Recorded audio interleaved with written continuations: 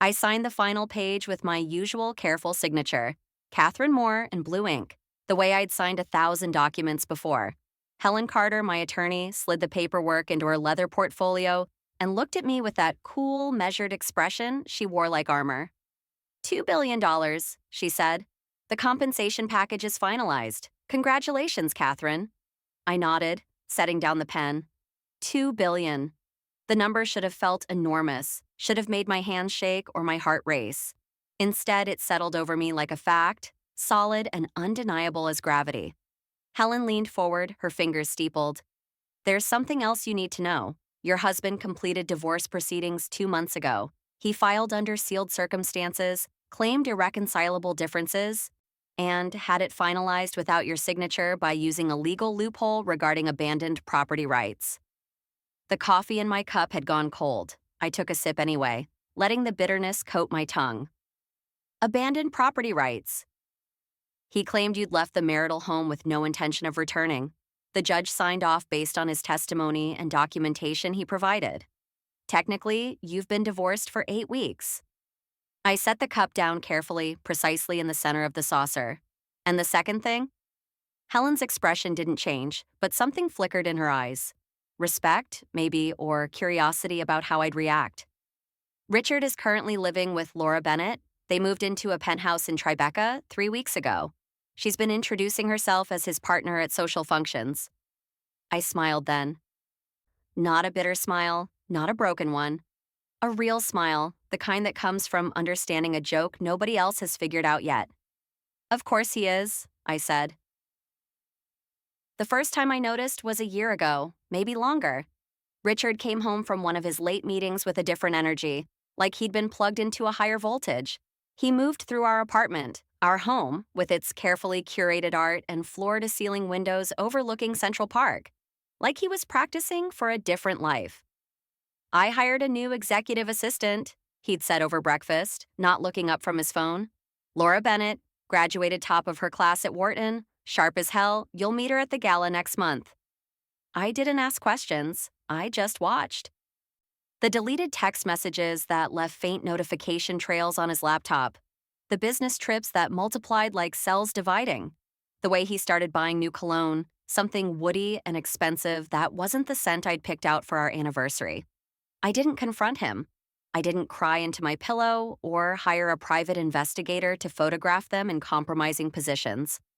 Instead, I started keeping records, dates, times, receipts for hotels I'd never stayed in, credit card statements showing charges for jewelry I'd never received. I built a file the way an architect builds a blueprint, methodically, precisely, with an eye toward what would need to support weight later. Laura showed up at my favorite coffee shop on a Tuesday morning, 3 days after Helen delivered the news about my divorce. She wasn't there by accident. She chose the table next to mine, ordered an oat milk latte with an extra shot, and opened her laptop with deliberate casualness. I recognized her from the company website. 29, ambitious, beautiful in that calculated way that required personal trainers and monthly salon appointments. She wore a cream-colored blazer that probably cost more than most people's rent, and her engagement ring, Richard's engagement ring, the one he'd bought without my knowledge, caught the light like a small sun. She glanced over, pretended to notice me for the first time. "Catherine, I thought that was you." I looked up from my book, marked my place with my finger. "Laura, good morning." She smiled, the kind of smile that didn't reach her eyes. I wanted to say, "I know this must be difficult for you, the divorce and everything. I just want you to know there's no hard feelings on my end. Richard and I, we didn't plan for this to happen. It just did." "Feelings rarely follow plans," I said. "He told me you were already growing apart before we met, that you were more interested in your charity work than your marriage. I hope you know I would never have pursued anything if I thought you two were still in love." I closed my book completely, giving her my full attention. Her pupils were dilated slightly, her pulse visible in her throat. She was nervous, I realized. Beneath the designer clothes and the practiced confidence, she was terrified I'd make a scene. "He said I was just the past," she continued, her voice dropping to something that aimed for compassion, but landed closer to condescension. "That you and he had run your course years ago." I took a sip of my tea, let the silence stretch until it grew uncomfortable. Congratulations on the engagement. She blinked, thrown off balance. Thank you. That's very gracious of you. Is there anything else, Laura? I have a meeting at 10.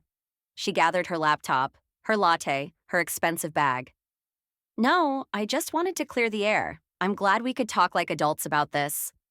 I watched her leave, her heels clicking against the hardwood floor. She didn't understand why I was so calm. She thought she'd won, thought she'd taken my husband and my life, and left me with nothing but dignity and charity galas. She had no idea what was coming. 6 months earlier, I'd been sitting in Helen Carter's office on the 42nd floor of a building in Midtown. Rain streaked the windows, turning the city into an impressionist painting of lights and shadows. He filed for divorce without telling you, Helen had said, her fingers drumming a slow rhythm on her desk. Used a clause about marital abandonment, claimed you'd left the residence with no intention of returning. I was visiting my mother in Boston for 2 weeks. She just had surgery. I know, but he documented a pattern of absences, submitted testimony from colleagues saying you'd emotionally checked out of the marriage. The judge bought it. I'd felt something cold settle in my chest then. Not anger, but clarity. He's trying to legitimize his relationship with Laura. If he's legally divorced, she's not his mistress. She's his partner. More than that, Helen said. He's trying to protect assets. If the divorce is finalized before your compensation package from the Meridian deal comes through, he can argue it's not marital property. He walks away clean, starts fresh with his new woman, and doesn't owe you a cent of the $2 billion. I'd looked out at the rain, at the city where I'd built my life and my career and my carefully constructed marriage. What if we let him think he succeeded? Helen's expression had sharpened. Explain. He wants me to fight, to hire lawyers, to make demands, to be the bitter ex-wife who can't let go. What if I don't fight at all? What if I just let him believe he's won? And in the meantime, I'd said, we build a different case, not about divorce settlements or alimony, about something much more expensive. Helen had smiled then, the first genuine smile I'd seen from her. I think I'm beginning to understand why you're so successful, Catherine. Yet 3 months ago, I'd started collecting different kinds of evidence. Not the obvious kind, the hotel receipts and the deleted messages, but the kind that left blood in the water for sharks to smell. Richard had used company resources to support his affair. Company cars for dates, company credit cards for gifts, company apartments for weekend getaways. He'd billed it all as business development, entertainment expenses, client relations, but Laura wasn't a client. She was an employee, and every dollar he spent on her was a violation of corporate ethics policies, conflict of interest agreements, and fiduciary duty to the shareholders. I'd made copies of everything: expense reports, travel vouchers, emails where he'd authorized questionable charges. I'd documented dates when he'd been supposedly meeting with investors, but had actually been in the Hamptons with Laura. I hadn't done anything with the evidence yet. I'd just assembled it, organized it, kept it ready like ammunition in a gun I hadn't decided to fire, until Helen called me with news about the compensation package. $2 billion for my work developing the AI technology that had become the company's flagship product. My patents, my research, my innovations that Richard had helped bring to market but had never owned. The money wasn't marital property because I'd earned it through my own intellectual contributions. The company had just needed time to calculate the appropriate compensation, to structure the deal, to finalize the paperwork. And Richard, in his rush to divorce me and legitimize his affair, had removed himself from any claim to it. The confrontation happened in the boardroom of More Technologies, the company Richard had founded 15 years ago with venture capital and ambition. I'd been a partner in everything but title, had contributed my technical expertise while he handled the business side. We'd built it together, or so I'd thought. Now he sat at the head of the conference table with Laura beside him, both of them dressed like they'd already won. He wore his power suit, navy with subtle pinstripes. She wore red, bold, and defiant, her hand resting possessively on his arm. I arrived alone, carrying only my phone and my composure. Catherine, Richard said, his voice carrying that patronizing warmth he used with people he was about to dismiss. I'm glad you agreed to meet. I wanted to handle this face to face to make sure there's no misunderstanding. I took a seat across from them, folded my hands on the table. I appreciate that, Richard. Clarity is important. Laura leaned forward slightly, her eyes bright with something between triumph and cruelty. I know this must be hard for you, seeing us together like this. But Richard and I, we have something real. Something you two lost a long time ago. Did we? I said. Not a question, a statement. Richard cleared his throat. The divorce is finalized, Catherine. We've moved on. I hope you can do the same. I've instructed my attorneys to offer you a fair settlement. The apartment, some liquid assets, your car. We don't need to make this ugly. How generous, I said. I think it's more than fair, given the circumstances, Laura added. Richard could have made this much harder for you. He's being kind. I looked at her then, really looked at her. She believed what she was saying. She actually thought she understood the situation, thought she'd navigated it successfully, thought she was sitting at this table as the victor. Laura, I said quietly, how much do you know about corporate finance? She blinked. I'm an executive assistant. I know enough. Do you know what happens when a C-suite executive violates conflict of interest policies? When they use company resources to conduct personal affairs? Richard's expression hardened. Catherine, don't. Or when they bill personal expenses as business costs, commit fiduciary breaches against shareholders, expose the company to liability through misconduct? Laura's hand slipped off Richard's arm. What are you talking about? I pulled out my phone, opened a folder, slid it across the table. Every hotel room charged to the company card, every car service billed as client transportation, every apartment rental marked as business development, all of it documented, dated, categorized. Richard stood up, his chair scraping against the floor. You're bluffing. You have no proof. I have emails, expense reports, travel vouchers, security footage from company properties. I have enough proof to bury you in SEC investigations and shareholder lawsuits for the next decade. His face went pale. You wouldn't. I already did, I said calmly. I submitted everything to the board of directors 3 days ago. They've called an emergency meeting for this afternoon. Laura was on her feet now, too, her red dress suddenly looking less defiant and more like a target. You can't do this. You're just bitter because you lost. I stood then, taking my time, smoothing my skirt. Lost what exactly? My marriage to a man who thought I was stupid enough not to notice when he was sneaking around? My claim to assets I never wanted in the first place? You're doing this for revenge, Richard said, his voice rough. No, I said. I'm doing this because you broke the law. You violated corporate ethics. You used company resources to conduct an affair, then tried to hide it by divorcing me to legitimize your relationship.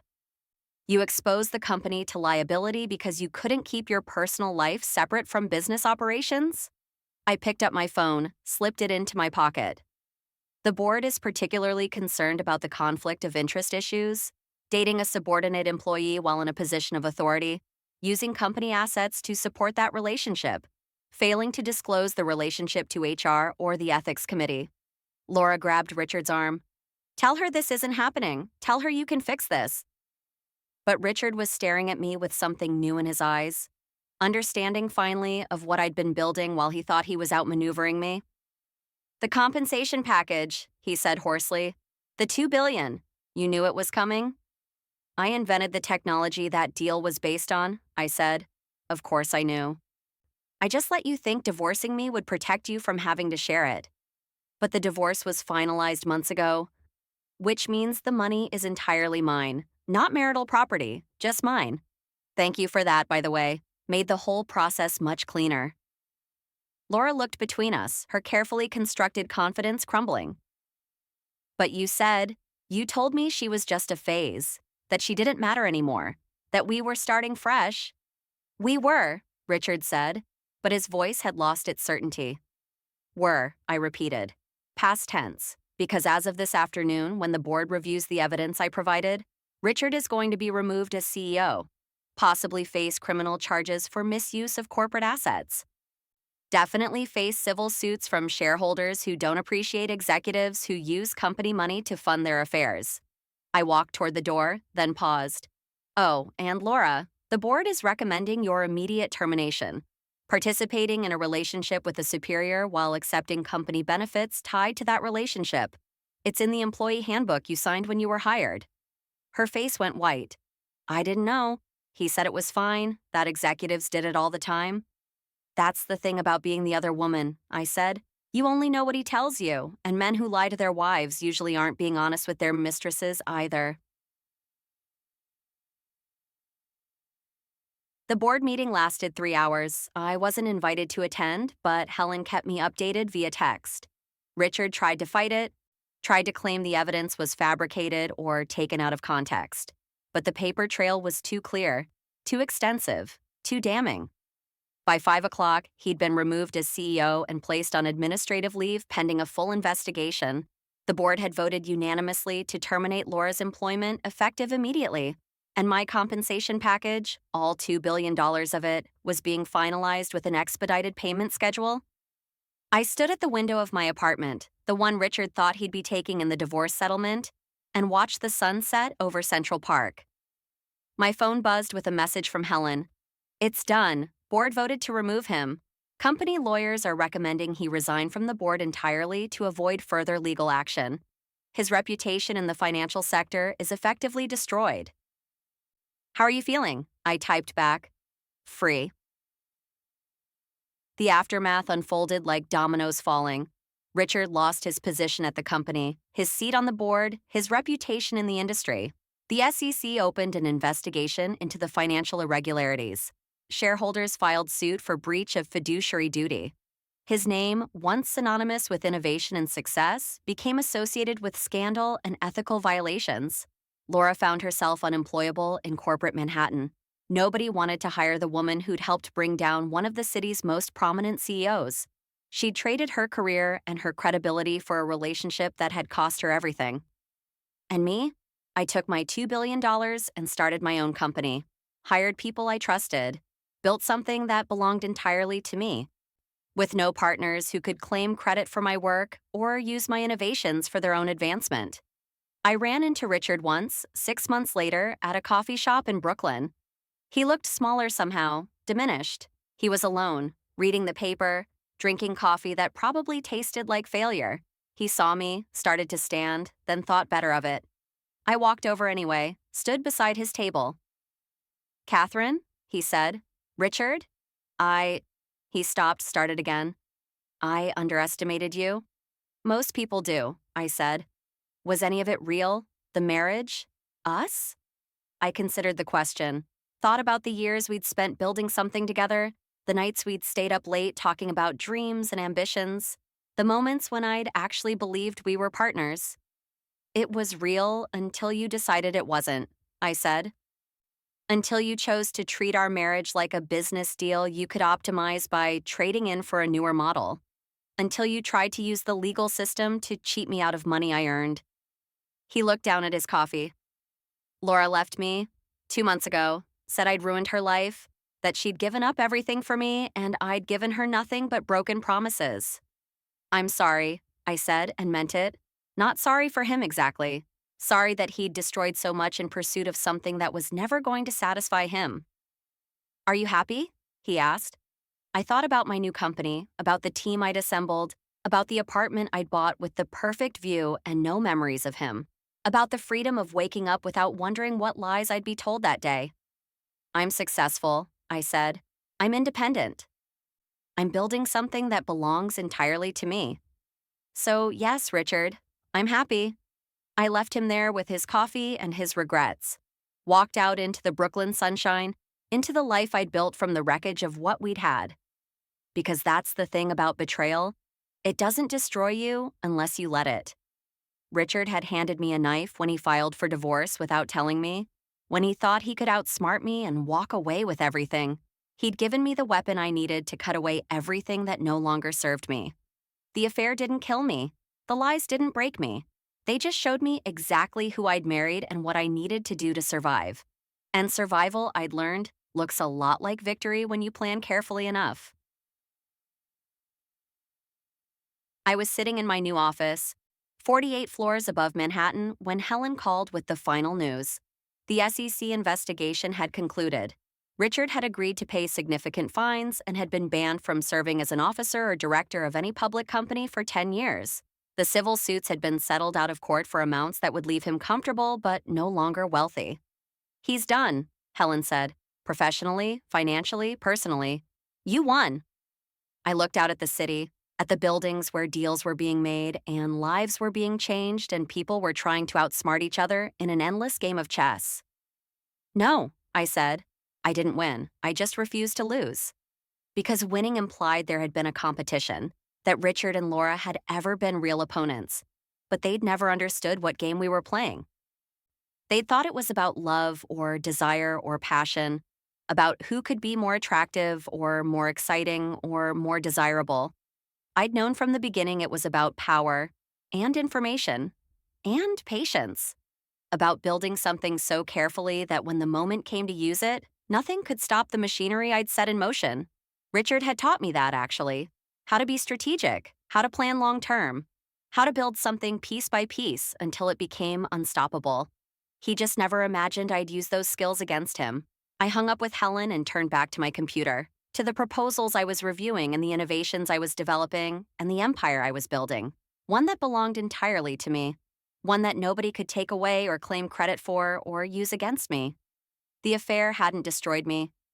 It had just reminded me that the only person I could truly trust was myself, and that sometimes the best revenge isn't revenge at all. It's success. It's freedom. It's building something so magnificent that the people who betrayed you can only watch from a distance and wonder what they gave up when they thought you weren't worth keeping. Richard had called me the past. He'd been wrong. I was the future, my own future, built on my own terms, belonging to nobody but me. And that, I thought as I signed off on another deal worth millions, was worth more than any marriage, any relationship, any promise that could be broken. I'd lost a husband I'd stopped loving years ago, but I'd gained myself. And in the end, that was the only victory that mattered.